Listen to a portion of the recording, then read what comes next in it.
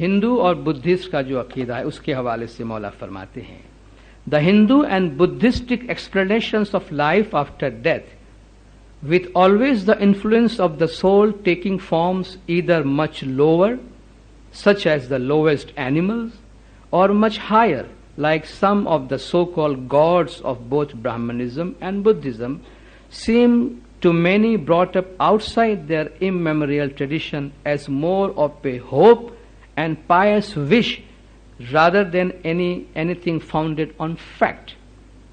کہ بدھسٹ اور ہندوؤں کا جو عقیدہ ہے کہ مرنے کے بعد آپ برے جنموں میں یا ہائر اوتاروں میں جائیں گے، جو ان عقیدے میں پلے نہیں ہیں ان کو ایسا لگتا ہے کہ بجائے اس میں کوئی حقیقت کی بات کی جا رہی ہو، اس میں ایک امید اور ایک تمنا اور ایک ہوپ کی بات کہی جاتی ہے. آگے چل کے مولا اس میں فرماتے ہیں just as the events of Easter week become part of Christianity and the hope of man so the deathbed scene of our holy prophet, so well authenticated by evidence, took place in the presence of his two cousins, Ali and Ibn Abbas, his wives, and above all his future great successor, the Caliph Umar, then one of his leading companions. میں اس کو پھر سے پڑھتا ہوں کہ جس طرح مولانا نے فرمایا کہ کرسچنس کا اپنا عقیدہ ہے اور بدھسٹ کا اپنا عقیدہ ہے، جس میں پھر سے پیدا ہونا اور امید کی باتیں کہی گئی ہے. مولا فرماتے ہیں اسی طریقے سے اسلام میں رسول اللہ کا جو آخری لمحہ ہے، ان کے جو آخری لمحات ہے وفات سے پہلے، اس وقت انہوں نے جو امید ظاہر کی ہے وہ مسلمانوں کے لیے ایک ایمبیشن کی بات کرتا ہے.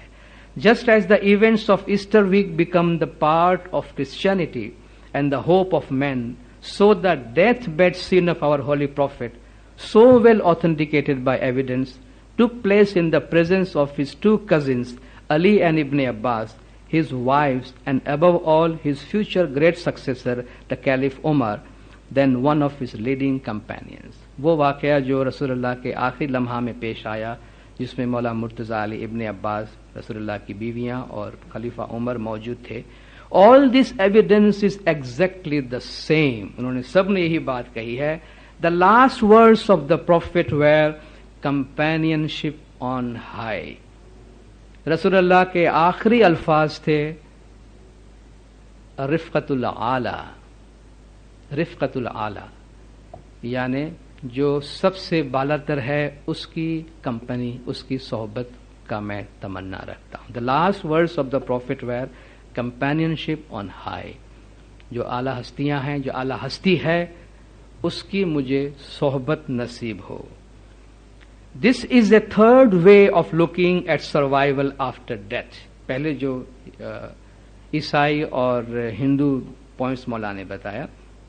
This is the third way of looking at survival after death, apart from the biblical raising of the body and from the indefinite and varied doctrines of the several Hindu schools of thought and the two great Buddhist northern and southern sects. ان دونوں کے مقابلے میں یہ ہمارا ایک تیسرا نظریہ ہے. It is the hope of all true Muslims, like their prophet, namely companionship on high. تمام مسلمانوں کا یہی تمنا اور ان کی یہی امید ہوتی ہے کہ مرنے کے بعد الاعلیٰ، جو اعلیٰ تر ہستی ہے، اس کی رفقت یعنی اس کی صحبت ہمیں نصیب ہو.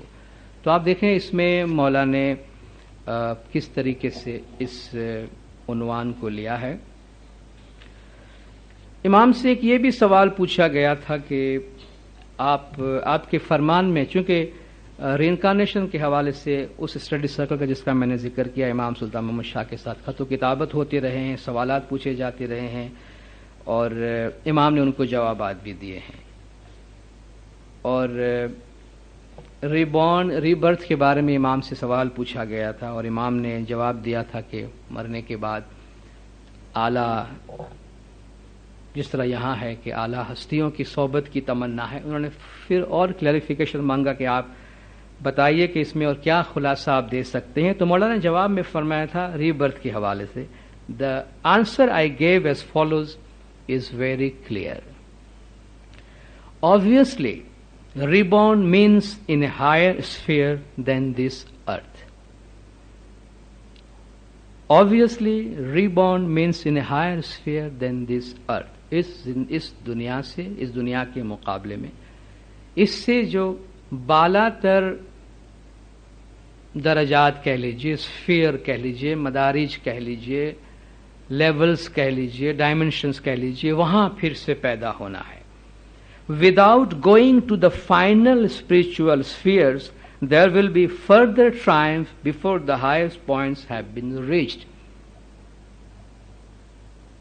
Without going to the final spiritual sphere, یعنی روحانیت کے آخری لیول یا آخری مرحلے تک پہنچنے سے پہلے یا پہنچے بغیر, there will be further triumph, اور بھی زیادہ کامیابیاں ہوں گی, before the highest points have been reached.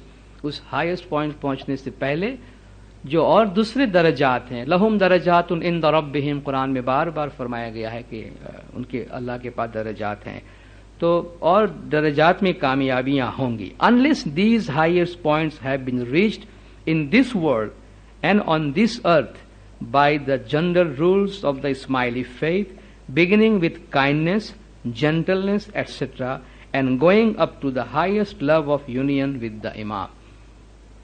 یعنی آپ کو آگے یہ درجات طے کرنے ہیں, سوائے اس کے کہ وہ درجات آپ نے دنیا میں رہ کر طے کیا ہو. وہ کس طرح ہوتے ہیں؟ Unless these highest points have been reached in this world and on this earth, یہیں بیٹھ کے آپ نے وہ درجات حل کیا ہو, by the general rules of Ismaili faith, اسماعیلی طریقے کے قانون کے مطابق, beginning with kindness, آپ رحم دلی سے, gentleness, اچھے انسان بن کے, and going up to highest love of union with the Imam, اور اس میں آپ آگے بڑھیں کہ اس اعلیٰ ترین محبت میں پہنچے جس میں آپ امام کے ساتھ مل جائیں. اور جو مرنے کے بعد دوسرے اوتاروں میں پیدا ہونے کے حوالے سے جو فرامین میں بیانات ہیں, مولا سے یہ پوچھا گیا تھا کہ آپ کے فرمان میں بھی تو ایسا ہے کتے بلی کے اوتار میں جانے کا, اور بہت سے فرامین حوالے میں تھے. تو مولا نے فرمایا تھا اس میں کہ like the prophet, like all the imams and like all the prophets before Muhammad, my general فرمانز آر آفن ایلیگوریکل. رسول اللہ کی طرح, دوسرے پیغمبروں کی طرح, میرے سے پہلے دوسرے اماموں کی طرح میرے عام فرامین, میرے بہت سے فرامین ایلیگوریکل ہے, یعنی تشبیہی ہے, مثالی ہے, اس میں علامتی ہے. آپ اس میں سے صرف میسج لیں, ان کو اسی طرح الفاظ میں نہ دیکھیں. اور آپ کو یاد ہوگا پچھلا سیشن جو میں نے آپ کے آری سینٹرز کے ٹیچرز کے ساتھ کیا تھا, وہاں بھی امام سلطان محمد شاہ کے فرامین کہ بہت فورسفل آرگیومنٹ کے ساتھ فرامین پیش کیے گئے. اچھا, میں نے اس وقت یہی گزارش کی تھی کہ امام کے فرامین کو دیکھنے کا انداز بھی ہوتا ہے, اور یاد رکھیے فرامین کس انوائرمنٹ میں کہے گئے. ان فرامین میں مولا کا منشا ایلیگوریکلی, تمثیلی طور پہ کوئی مثال دینا ہوتا ہے, نہ کہ ایکچولی ان کی ورڈنگ کو آپ دیکھیں. تو پچھلے جامع کے امام کے فرامین کو بھی دیکھنے کے لیے اس بات کو یاد رکھیے گا, مولا نے فرمایا ہے کہ میرے فرامین جو ہے وہ ایلیگوریکل ہوتے ہیں. تو مولا سے یہ سوال بھی پوچھا گیا تھا کہ اگر ایسا ہے تو پھر کیا وجہ ہے, کیونکہ ری انکارنیشن کی فیور میں جو دلائل دی جاتی ہیں ان میں ایک بہت ہی اسٹرانگ دلیل جو ہے, جو قائل کرتی ہیں بہت سے لوگوں کو, وہ یہ ہے کہ ایک انسان کمزور, بیمار, غریب, اپاہج پیدا ہوتا ہے, اور دوسرا انسان اچھے گھرانے میں پیدا ہوتا ہے. یہ اللہ کا کیسا انصاف ہے؟ اگر ری انکارنیشن نہیں ہے تو یہ کیا ہے؟ تو وہی دلیل دیتے ہیں, کوئی اپاہج پیدا ہوا ہے, کوئی بیمار پیدا ہوا ہے, غریب کے گھر پیدا ہوا ہے, تو پچھلے اوتار کے, پچھلے جنم کے برے اعمال کی سزا کے طور پہ ہوا ہے. تو اس کا جسٹیفیکیشن ہے کہ ہاں دیکھو, غریب اس لیے ہے کہ پچھلے زمانے میں برا کام کیا تھا, اور جو امیر کے گھر پہ اور اچھے گھرانے میں اور اچھی جگہ پیدا ہوتے ہیں, پچھلے جنم میں جو انہوں نے اچھے کام کیے تھے اس کے نتیجے کے طور پر ہے. ویسے بظاہر تو بڑا کنونسنگ لگتا ہے, لیکن اس سے ہمارے اسٹرگل اور عمل کی پوری فلسفی اور پوری بنیاد دھجیاں اڑا دیں گے اس سے. پھر آپ کو دنیا میں کوئی کام کرنے کی ضرورت نہیں. سب سے پہلے جتنے ہی فلاحی کام آپ نے شروع کیے ہیں، ہاسپٹلز، میٹرنٹی ہوم، غریبوں کی مدد کرنے کے لیے اسکولز، یونیورسٹیز، سب بند کر دیجیے. اگر ایک آدمی ان پڑھ گھر میں پیدا ہوا ہے پنشمنٹ کے طور پر، تو میں اور آپ کون ہوتے ہیں کہ اس پنشمنٹ کو اس پر سے اٹھانے والے؟ اگر ایک بچہ اپاہج پیدا ہوا یا اس کے نصیب میں ہے کہ وہ پولیو کا شکار ہو اور لولا لنگڑا ہو جائے، تو ہم اللہ کے اس عمل میں دخل دینے والے کون ہیں کہ ہم ان کو پولیو کے ڈراپس پلا کر ان کو اس سے بچاتے؟ ہم تو اس کے اللہ کے فیصلے میں دخل اندازی کر رہے ہیں. اس کے نصیب میں لکھا ہے کہ اس گھر میں پیدا ہو اور لولا لنگڑا ہو جائے. اس کا مطلب یہ ہے کہ دنیا میں غریب ممالک میں جتنے بچے پیدا ہوتے ہیں سب پچھلے جنموں میں برے کام کر چکے ہیں. تو آپ کا ایک مورل ججمنٹ انسانیت پہ ڈائریکٹ آ جاتا ہے کہ غریب، نادار، کمزور اور مفلوق الحال ممالک اور سوسائٹی میں پیدا ہونے والے لوگ برے ہیں کیونکہ انہوں نے برا کام کیا ہے، تو ان کی سزا ہے، ان کی کوئی ہیلپ نہیں ہونی چاہیے. اور اس کے مقابلے میں جو امیر ممالک میں پیدا ہوتے ہیں، امریکہ میں، کینیڈا میں، اسکینڈینیویا میں، یورپ میں، ان کا یہ مورل ججمنٹ لینا رائٹ ہے کہ ہم اچھے لوگ ہیں، تب تو ہم اس سوسائٹی میں پیدا ہوئے ہمارے اچھے کام کی وجہ سے. تو دنیا کو دو حصوں میں ڈیوائیڈ ہونا چاہیے، اچھے اور برے. پیسے والے جو ہیں وہ اچھے ہیں اس کرما کے فیصلے کے مطابق، اور جو غریب ملک میں پیدا ہوئے ہیں وہ برے ہیں. ان کی اور ہم ان کی مدد کیسے کریں؟ ہم تو خدا کے کام میں دخل دے نہیں سکتے نا. ہم بہت چاہتے ہیں کہ آپ کی ہیلپ کرے، آپ کی غربت ختم کرے، مگر اللہ نے آپ کو پنشمنٹ کے طور پہ رکھا ہے. ہم اس کام میں ہاتھ نہیں ڈال سکتے، آپ کی کوئی مدد نہیں کر سکتے. تو آپ دیکھیں انفارچونیٹلی ہم بھی بہت دفعہ ججمنٹل ہو جاتے ہیں. خدا نہ کرے کسی کے گھر میں اپاہج بچہ ہے، اپاہج پیدا ہوا، ہم ججمنٹ دیتے ہیں کہ آپ کے یا آپ کے اس بچے کی کسی کرنی کی وجہ سے یہ بچہ آپ کے گھر میں پیدا ہوا ہے. آپ سوچ سکتے ہیں کہ ہم اس فیملی پر کیسا برا ججمنٹ دیتے ہیں جس کا ہمیں کوئی حق نہیں ہے.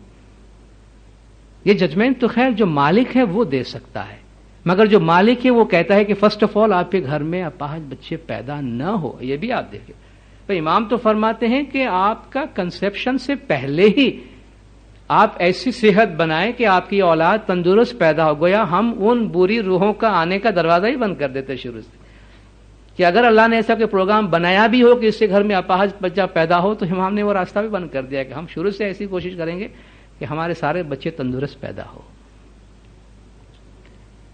تو ہم کوئی ججمنٹ دینے والے نہیں ہیں، ہمارے پاس کوئی اختیار نہیں ہے. اور یہ جو کرما کا یہ پہلو ہے جسے بہت سے لوگ لاجیکل سمجھتے ہیں، یہ ایک بہت ڈینجرس پہلو ہے جس سے ہم پھر جو جہاں جس حال میں ہے وہاں رہے، اپنا کرما پورا کرے. بھئی اللہ نے میرے نصیب میں لکھا ہے کہ میں جاہل بن کے جاہل کے گھر میں پیدا ہوا، مجھے پڑھا لکھا بنانا ہو تو مجھے کسی عالم کے گھر پیدا کرتا نا. میرے ماں باپ جاہل ہے، وہاں مجھے پیدا کیا ہے، اس کا مطلب مجھے یہ کہا گیا کہ تم جاہل رہو، یہ تمہاری سزا ہے. اب میں اسکول جاتا ہوں تو میں اللہ کے قانون کو توڑتا ہوں، اور جو مجھے اسکول بنا کے دیتا ہے وہ ڈسٹرب کرتا ہے اللہ کے قانون کو. اس کا مطلب آپ کوئی فلاحی کام نہیں کر سکتے. تو یہ جو سزا اور جزا کا ججمنٹ کرما کے اندر ہے، جس کو جسٹیفائی کرنا چاہتے ہیں ری انکارنیشن کے ذریعہ، اس کو اسلام اور جو مولا نے جس طرح فرمایا الگ طریقے سے دیکھتے ہیں. تو جب مولا نے یہ ہدایات دی ہیں تو اس میں مولا سے یہ بھی سوال کیا گیا کہ پھر کیا وجہ ہے کہ کوئی فقیر پیدا ہوتا ہے اور کوئی بادشاہ پیدا ہوتا ہے؟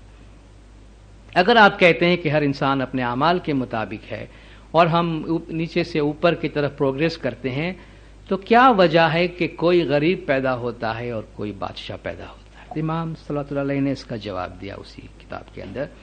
As to the question about one being born as a king and the other as a poor man، ایک بادشاہ پیدا ہوتا ہے، ایک غریب پیدا ہوتا ہے. مولا نے اس کا جواب دیا، many kings and rich people are unhappy and very poor men with the light of God before them get up every morning after hour of meditation and are the real kings of this world.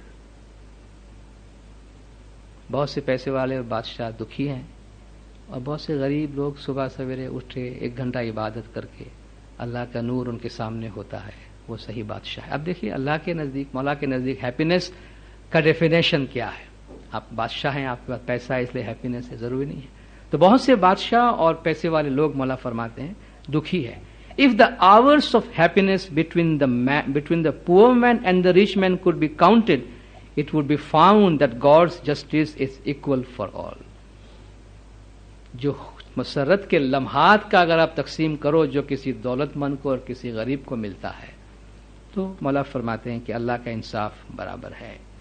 اب سب سے بڑا غریب کون ہے؟ مولا اس کا ذکر کرتے ہیں. The only poor men who suffer are those whose heart is concentrated on material things and brings jealousy, animosity and envy when they observe the difference in this world. جن کے دلوں کے اندر دنیا کی خواہشات ہیں اور جو جلسی پیدا کرتے ہیں، دشمنی پیدا کرتے ہیں، ادیکھائی، دوسرے کو دیکھ کے حسد اور رشک پیدا کرتے ہیں، اور وہ جو اپنی آگ میں جلتے رہتے ہیں اس ڈفرینس کو دیکھ کر، بجائے کہ ڈفرینس کو اپریشیٹ کرے، ڈفرینس کو اللہ کی قدرت سمجھے، اس کو کمپیئر کر کے خود سفر کرتے ہیں، کہتے ہیں وہ دکھی ہے. شیکسپیئر نے بھی کہا ہے کہ مین سفر بائی کمپیریزن. انسان کمپیریزن سے دکھی ہوتا ہے. جب تک غریب کو یہ نہیں معلوم کہ دنیا میں کوئی امیر ہے تب تک وہ دکھی نہیں ہے. اس کو معلوم ہی نہیں ہے کہ اس سے اچھا کوئی ہے. بیمار اس وقت تک دکھی نہیں جب تک اس سے یہ معلوم نہ ہو کہ کوئی دوسرا صحت مند ہے. تو میرے پاس جو کچھ ہے اس سے زیادہ کسی کے پاس جب مجھے نظر آتا ہے تب میں دکھی ہونا شروع کرتا ہوں کہ اس کے پاس میرے سے زیادہ کیوں ہے جو میرے پاس نہیں ہے. اگر میں اس چیز کو اگنور کروں کہ اس کے پاس جو ہے وہ اس کا ہے، میرے پاس جو ہے وہ میرا ہے، میرے کو اپنے سے تعلق رکھنا ہے، کمپیریزن سے ہم باہر نکل آئیں گے تو کبھی بھی پریشان نہیں ہوں گے. تو مین سفر بائی کمپیریزن. ڈفرینس کو دیکھ کر اپنے اندر حسد ادیکھائی جو ہم لاتے ہیں اس سے یہ سارے مسائل پیدا ہوتے ہیں. مولانا حاضر امام کا ایک تعلیقہ ہے 1960 کا. انڈیا میں ہمارے ایک اسکالر ہے چھوٹو بھائی لاکھانی، وہ مولا کی ہدایت پہ اسٹڈی کرتے تھے اور انہوں نے کچھ میٹیریل ریبرتھ ان اسلام پہ مولا کو بھیجا تھا اور مولا نے اس کے جواب میں یہ بات کہی ہے. I have received your letter of یہ اس میں 37 جون ہے جو نہیں ہو سکتا ہے، اس میں یا 7 ہوگا یا 17 ہوگا یا 27 ہوگا 1960 with the summary of the talk on rebirth in Islam by Mr. M.I. Qadri. The only point which I find correct in Mr. Qadri's talk is that Muslims are very divided on the question of rebirth. If you wish to go into the question in detail, I suggest you read the Quran, taking particular note of the references to rebirth and to the life hereafter, and if after that you cannot make up your mind, I suggest you read any collection of hadiths which you can get. Of course, many of the hadiths will be apocryphal, that is of doubtful authority or doubtful authenticity ہے جس کی، یعنی حدیثوں میں جو doubt ہوتا ہے.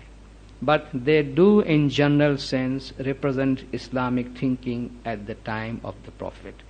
یہ مولا نے فرمایا تھا کہ مسلمانوں میں اس کی مختلف رائے پائی جاتی ہے.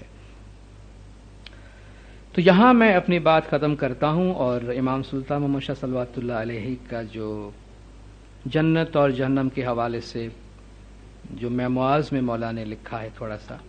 After death, divine justice will take into consideration the faith, the prayers, and the deeds of man. For the chosen there is eternal life and spiritual felicity of divine vision. For the condemned there is hell, where they will be consumed with regret for not having known how to merit the grace and the blessings of divine mercy. یعنی اللہ کا vision, اللہ کا دیدار حاصل کرنا جنت ہے، اور اس پچھتاوے میں رہنا کہ ہم نے کیوں ایسا کام نہیں کیا کہ ہمیں وہ مقام ملتا، یہ جو ریگریٹ ہے وہی مولا فرماتے ہیں ان کے لیے جہنم ہے.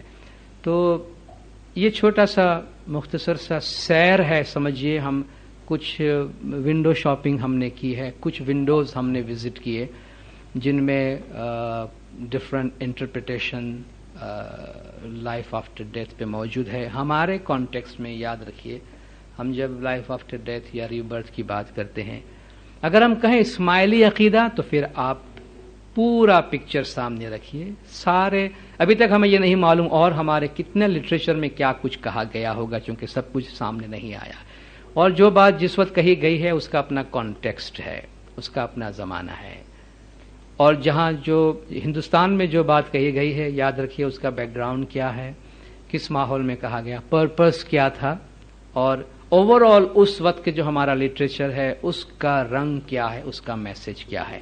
ان تمام چیزوں کو سامنے رکھتے ہوئے میں صرف یہ گزارش کروں گا، اپنے آپشنز اوپن رکھیں، اپنے مائنڈ کو کلوز نہ کریں، کسی چیز کے بارے میں ججمنٹ نہ دیں، مگر تمام جو ڈفرنٹ انٹرپریٹیشنز ہے سامنے رکھیے اور اپنا exploration, spiritual search, intellectual search اس کو ہم جاری رکھیں اور اپنے علم کو بڑھانے کی کوشش کریں. البتہ ہر ایک کا اپنا ایک پرسنل ویژن ہوتا ہے، وہ ویژن ہمیشہ ہم اپنے ساتھ رکھیں. مگر آپ سب نے خاموشی سے سنا، حوصلہ افزائی کی، عزت افزائی کی، آپ سب کا بہت بہت شکریہ.